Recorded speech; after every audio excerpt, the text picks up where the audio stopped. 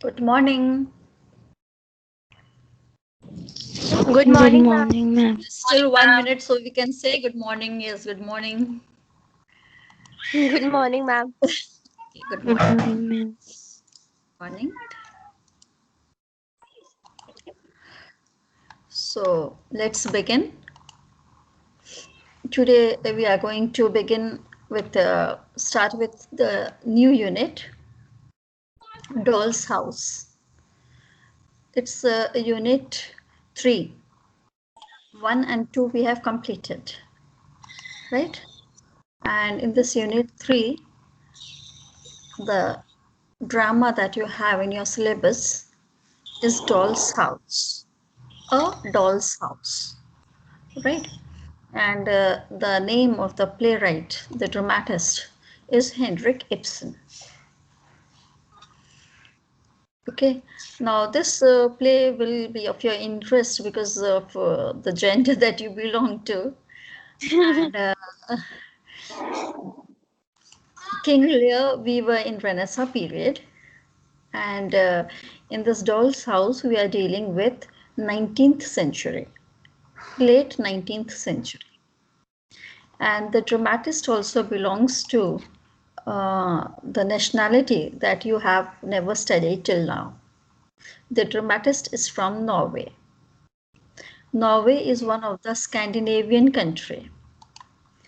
And let me tell you that at present, uh, this Norway or all the Scandinavian countries, their women have got equal rights, and they are treated equal to males, whether legally, socially, economically, in each and every way. But this was not same in 19th century. There was gender discrimination in 19th century. And this play comes in the category because in unit 1 we studied how many kinds of play are there. And there we saw there are so many kinds of play, and in 19th century the kind of play that came into existence was problem play, or uh, problem play, realistic play, naturalistic play. This play is also known as modern tragedy because in unit 1 we dealt with what is tragedy in Aristotelian terms. According to Aristotle, tragedy can only befall people of high station, the kings, the royal people. When they meet with their downfall, then it is tragedy, not the middle class people. Right? But in this play, we see that it's a story of a middle class family of Norway, a Norwegian middle class family. And it's a tragedy, though the central character is women. According to Aristotle, the tragedy also always takes place with men, men of high station. But here the central character is women from middle class family. So it's called modern tragedy. Okay, not a classic tragedy. So what you have to remember so far that important points that it is the 19th century modern tragedy from Norway by a Norwegian dramatist, Henrik Ibsen. I think so far it's clear. Yes, ma'am. It, it was not written in English language, it was later translated into English language. Okay, the main character of the story of this modern tragedy of this drama is Nora. Nora is the name of the woman, Nora Helmer. Her husband is Torvald Helmer, right? So far, these were the points that you need to remember. Now see the title. Let's take notice of the title of the play, A Doll's House. Now, young girls are given a doll to play, and if the parents are affluent, they even give a house for the doll. And those who do not give, then the children themselves, they build a house, a doll's house, and their doll does what we want doll to do. So this is something like the status of the women in society. They have to behave as a doll. So it is a British term. Americans also, in the West, this culture is more prevalent, but even in India, we find doll's house. That is the title. Now, this title will become more clear as we go through the play. So, before we begin, I would like all of you to switch on your videos, and let's have a picture of a participants gallery, and after that I'll begin with my presentation. So please switch on your video cameras, and let's meet with each other, and then we can begin with the presentation. Good. Sejal Goyal, I am unable to see you. Anisha Sharma, Astha Upadhyay, please switch on your cameras. And now can I begin with the presentation? May I? Yes, ma'am. Shaurya? Yes, ma'am. I can recognize Shaurya also, though her name is not coming on the screen. Okay. So now I'll begin with the presentation. And this is the picture that I selected for Doll's House. I think this picture appropriately discusses how women are identified by their physical body rather than their mental capabilities and capacities. Right? So this aptly describes that. Now, someone is there in lobby. Let me allow Ishita Agarwal. Okay. So we now continue with this. I have sent you one quote also. This quote is by US Justice, first women justice from US. On WhatsApp group I have sent it. And the quote, if you would have seen, says that she requested that what according to her, she says that she's not a feminist, but she says that I ask no favor from my sex, for my sex, that is for women. I ask no favor for my sex. All I ask of my brethren is that they take their feet off our necks. So this is a wonderful way of stating that she just wants to be treated equally. She wants to, or she wanted Americans to feel that even women have thinking abilities. So it's a wonderful quote by Justice Ruth Bader Ginsburg. You can search her on net. There's also a documentary that has come for of 2 hours on the life of this wonderful, respectable women from US, justice from US. Yes, ma'am, she died recently only. Yeah, I think this year in 20 or 2019, she met. She died like a few months back. Few months back. Yes, Yeah. ma'am. Okay. I was not speak about him on social media. Yeah. Social media, yes. We went through all. She met with her death at the age of 85, and till the very last date, I think she was working. Now coming back to the play.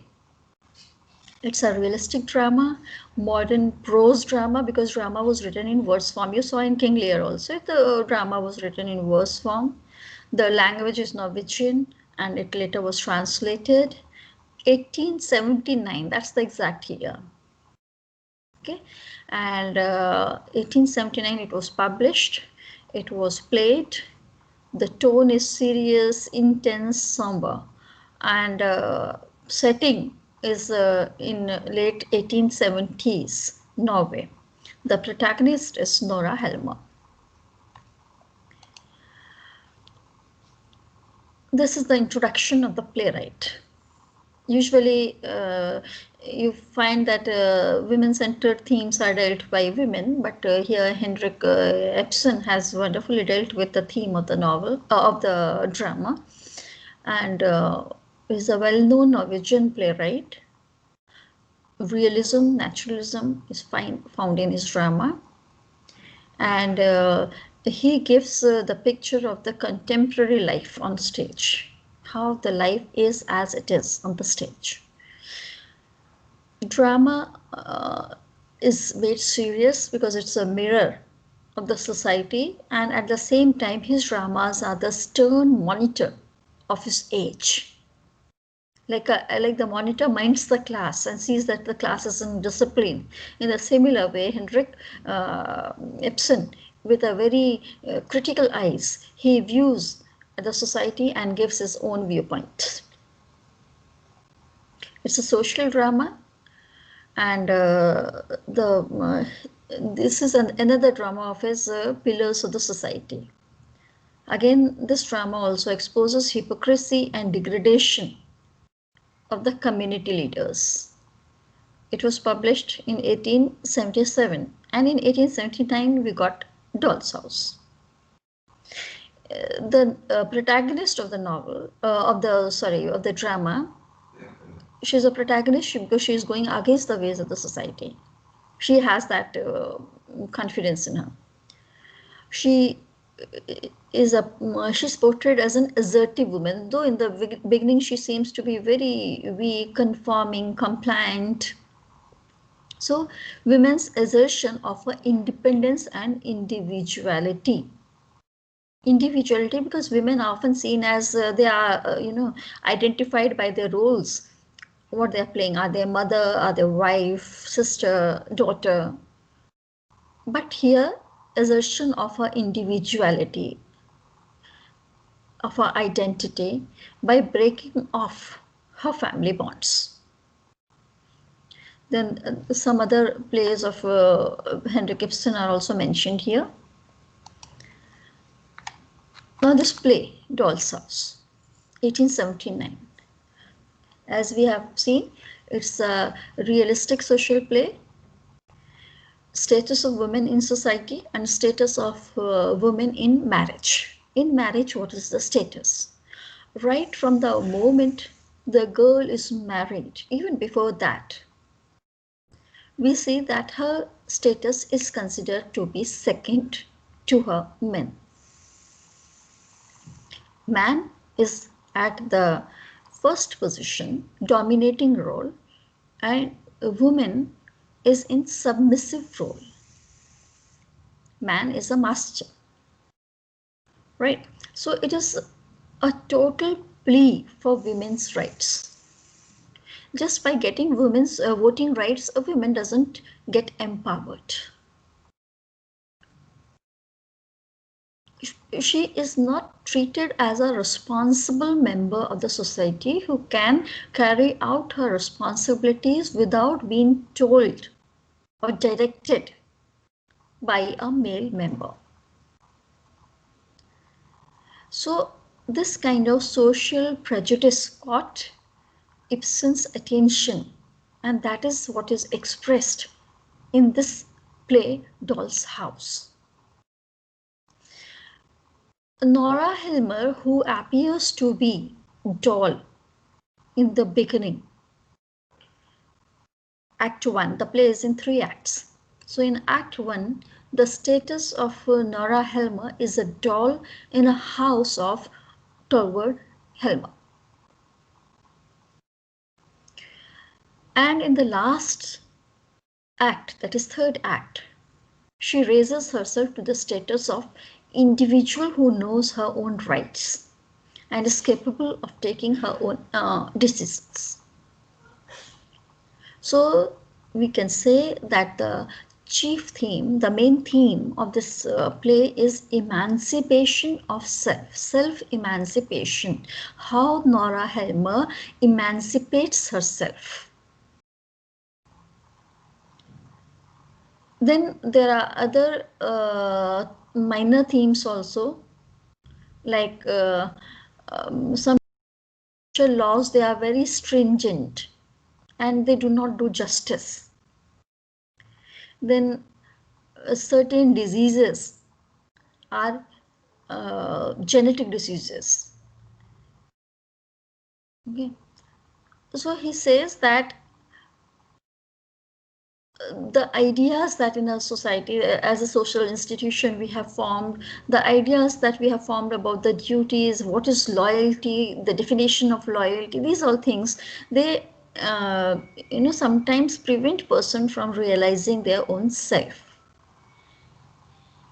So this is what is there in the play. How to have why are women only morally obliged to their to do their duties?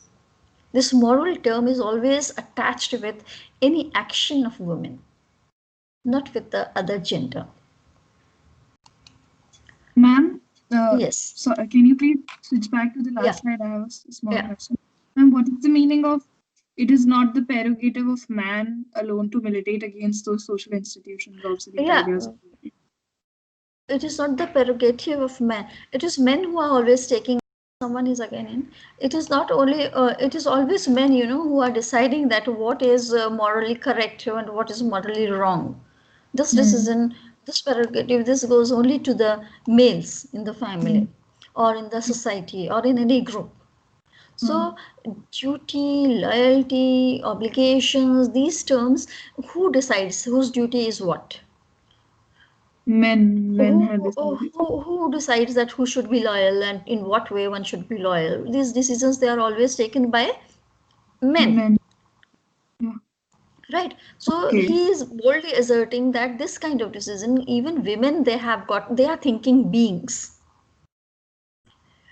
Right. Yes, ma'am. Thinking beings, because women is all women have been treated as they are always seen through the eyes that they are the ones who are reproductive beings.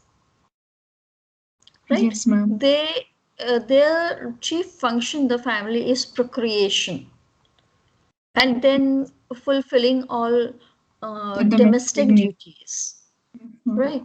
And rest of the world is taken care of by men. Right. So women to have equal right for to the freedom of self. Okay. Right. This is what this means. Now, can we move to the next one? Yes, ma'am. Yes. Yeah. So here you see the cage, and you see a doll's house. It is men who can walk away from this house with respectability and perform his duties in the outer world. But it's the woman who is caged in. If she once comes out of the house, it should be along with men. But if she moves out alone, she won't be seen with respect. Right? So that is women's position. Remember that it is 19th century Norway that we are discussing. Right? So this play charts or maps Nora's progressive growth, how she grows. Along with her growth, she progresses, moves ahead in self-realization. Girls right from the birth, they are made to believe that they have to obey. Obedience is the chief characteristic that any girl should have. This happens right from the birth. She has to obey her father, her brother, and then when she is married, her husband, and then in-laws. Right? Now here Nora, from this kind of state, there's a progressive growth that takes place in her, and she understands that self-realization, understanding what are the parts that you have in you, right? And from being a caged songbird, one who entertains by her melody, by her music, and remains caged songbird. That is what a woman is. Dependent squirrel. This is what her husband calls lovingly, my little squirrel, in the novel, in this drama. Husband always calls her squirrel, my little squirrel. So squirrel is someone who is always on an alert, and squirrel is a dependent being, very weak, treated as very weak. From this kind of state, she becomes, through self-realization, reliant. Reliance. This reliance again is on her husband. So she has to become self-reliant. So these are the characteristics that she has in the beginning, that she is a caged songbird, dependent squirrel, and totally reliant, totally dependent on her husband. Not only for economic security, but also for emotional security. Otherwise, if husband doesn't support women, then woman is all vulnerable. She can be harmed. So it is husband who gives that security, that kind of safety, not only to her economic well-being, but also to emotional well-being. From here, she is from whose eyes the scales have fallen. Now, husband it is husband who decides whether women is complying or not. His wife is complying or not. So she has to keep herself loving in the eyes of the husband. But here, as the play progresses towards the end, last act of the play, Nora gains this self-awareness. And she realizes that she is dependent on her husband, and it's stifling, it's suffocating to her. A husband's love is conditional. Husband will love as long as she will obey. You know, love can be conditional, love can be unconditional. Unconditional means when a person is truly in love with someone, he will accept, or she will accept, the weaknesses of the other person also. Surrender is from both sides. But in this case, we see that man never surrenders. And that act of surrendering is expected only from the wife. So Nora becomes aware of this. And through all the turmoils and ups and downs that she faces, she gains this courage to turn her back upon a catastrophic existence, that she will no more be caged in. She will move out of the cage. As a daughter, her childhood, though the play takes place at Helmut's place, but through Nora we come to know, through her husband we come to know of Nora's childhood also. She is a daughter of a government official, and she used to help her father in looking into accounts. There she had met Tuvald, her husband, Tuvald Heimer. Ma'am? Yes. Ma'am, excuse me, ma'am. Ma'am, Yeah. there is the line, the third line, I think, or fourth line, where Nora says, no, it is written that sorry, economic security to a young woman from whose eyes the scales have fallen. So the scales have fallen means what? That she has realized, or the scales have fallen means the Yeah, gender. you will realize what the scales are. We would be discussing the scales. The That duties what are not duties, but what are the conditions that she has to abide by in order to gain her husband's love, acceptance by the husband. So Right. in the end, she doesn't care about those. We will see that. We'll come to Okay. that. Right. That's As the play progresses, we'll come to that. So as young women, she falls in love with Towel, and they marry. And while she is working with her father, she gets married. She comes to her husband's house. Right. See, again, the picture suggests that how she is just a puppet. The strings are, the other end of the strings are in the hands of a man. That's a man's hand. Maybe father, maybe husband. So by the time the play opens, they had been married for 9 years. They are having children also. And soon after marriage, it happens that during the story, we'll see how it happens that Helmer, he falls ill. And Nora's father is also on his deathbed. Now she doesn't want to ask her father because he himself is not well. For money, she needs to treat for the treatment of her husband. So in place of asking father for money for the treatment of her husband, she is secretly borrowing the money from Krogstad.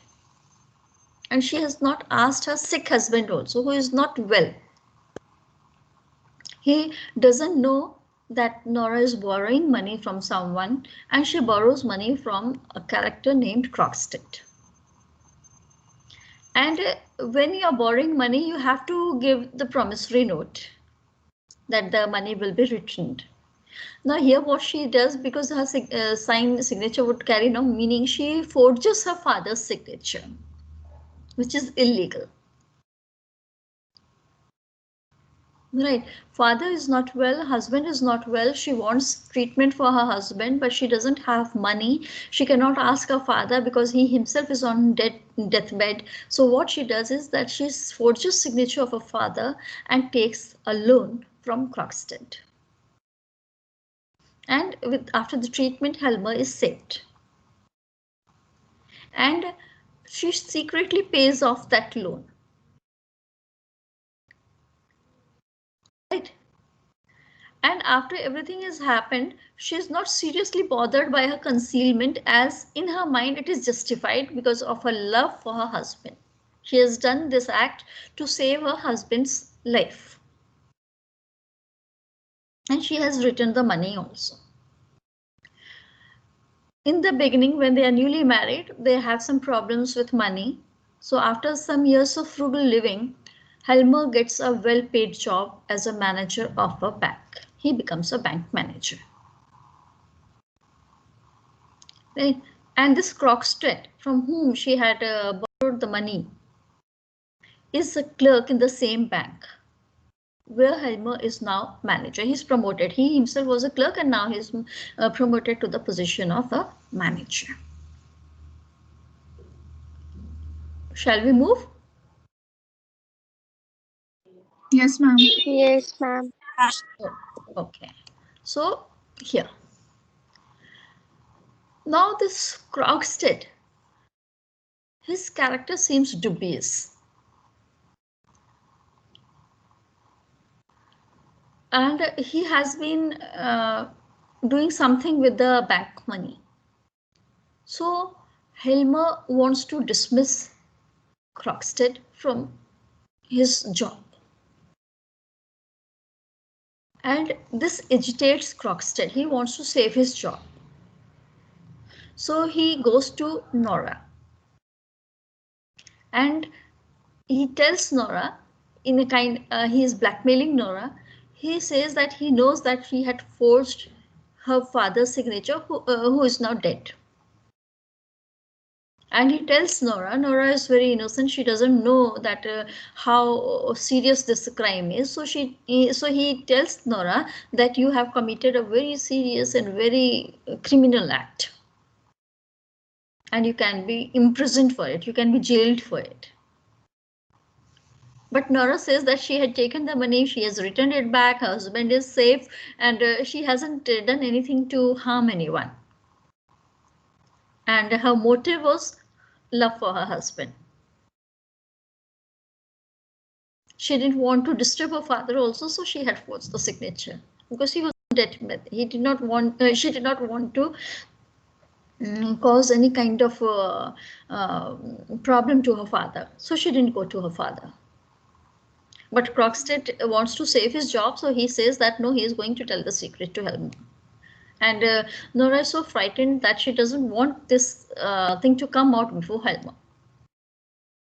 The scale that she knows that her husband would will not accept forgery done by her by his wife. Okay. Yeah. Yeah, because she knows that the moral standards of toward Helmer will not accept that the wife, his own wife, has done bank forgery, and he himself is the bank manager. Yes, ma'am. She believes that he's a man of principle. And yeah, okay. and how he may. It is her own love. It is her, yes, it is her own love for her husband that had made her commit this act, but the husband will not accept this act. Yes, ma'am. So she is so frightened that she is forced to intercede for him with her husband with a request that he be reinstated, that don't dismiss him from the job. She's scared of, and she's being blackmailed, and so she wants that Krogstad should be reinstated in the job, so that this kind of information should not leak out.